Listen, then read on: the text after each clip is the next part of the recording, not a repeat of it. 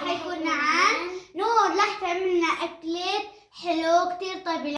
اليوم تحدينا نور تعملنا أكلة حلو. شو هي يا إبراهيم؟ كافي كيك. اليوم تجيكم المكونات.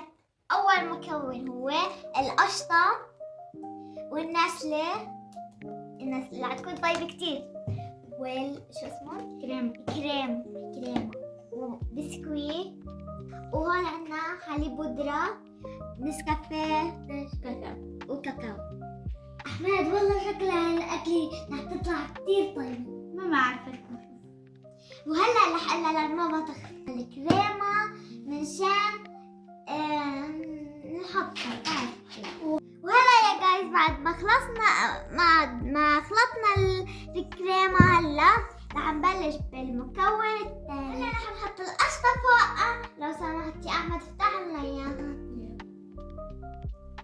شوفوا المقام هيدي الكريمة كيف حلو جنن. يلا هلا نبلش نحطها على الكريمة. بسم الله.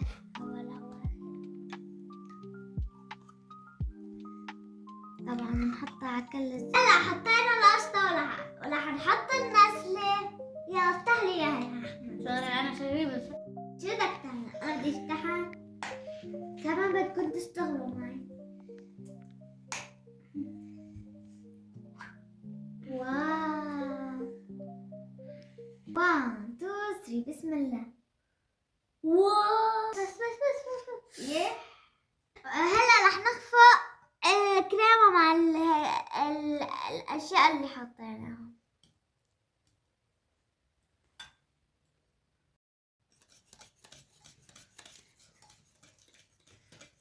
لكم كيف صار قوامنا هيك بدنا اياه.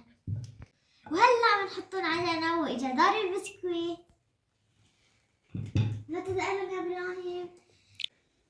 وهلا رح نحط شوي من النسكافيه وندوبهم بالمي. بسم الله. معلقة ثانية كده. يلا هيك بكفي. يلا حط لي شوي مي بس. هلا نخلطهم شوي عشان ما يوعوا. وهلا رح نغطس البسكوي بالنسكافيه اللي عملناها هلا ونصفهم هون. يلا نبلش. فوتيها كلها. بسم الله. هلا شيلي اللي تحطيها.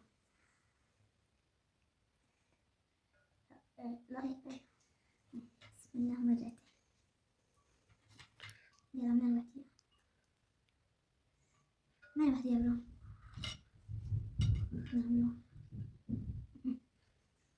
جنب. بعد ما خلصنا أول صف بسكوي رح نحط الكريمة فوقه ونرجع لكم. وهلا بعد ما خلصنا أول طبقة من الكريمة رح نرجع على طبقة البسكوي. خلصنا طبقة البسكوي ورح نحط آخر الكمية ونرجع لكم. وهلا خلصنا الطبقة ورح نزينها بالكاكاو على الوش.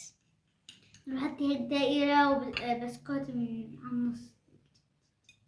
دائرة. وهيك خلصت الكافي كيك. وهلا رح نحطها بالثلاجة. وبعد الثلاجة وقت التقييم 0.5/10. يلا نبلش نحطها. هلا اجت اللحظة الحاسمة. لا أنا بحط لك.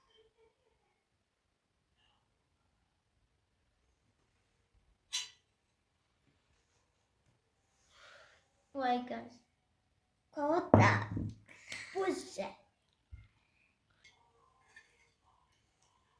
10. 0/10. 0/10. خلاص 9/10. ما طيب كتير. جربوا هالحلو كتير طيب.